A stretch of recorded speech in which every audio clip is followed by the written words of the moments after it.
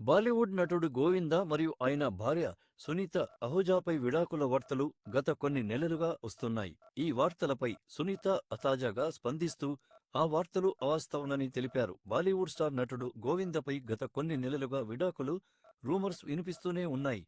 చాలాసార్లు ఆయన భార్య సునీత అహూజా ఇప్పటికే క్లారిటీ ఇచ్చారు.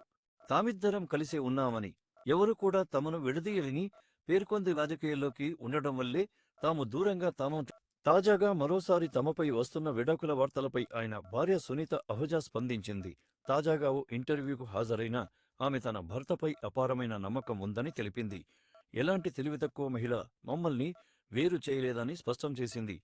గోవింద నేను లేకుండా జీవిస్తాడని అనుకోవడం లేదు. తన కుటుంబాన్ని ఎలాంటి తెలివితక్కువ మహిళ కోసం వదిలి వెళ్లడని సునీత వెల్లడించింది. ఇప్పటికైనా రూమర్స్ను వ్యాప్తి చేయవద్దని ఆమె మీడియాను కోరింది. గోవిందతో తన వివాహం గురించి చర్చించడానికి ఏదైనా ఉంటే నేరుగా తన వద్దకు వచ్చి అడగాలని అహుజా అన్నారు.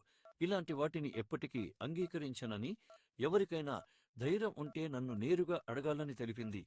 ఇలాంటివేనా జరిగితే మీడియాతో మొదట మాట్లాడే వ్యక్తిని ఏమైచిన ఆ దేవుడు నా కుటుంబాన్ని ఎప్పటికీ విచ్ఛిన్నం చేయడని నమ్మకముందని పేర్కొంది.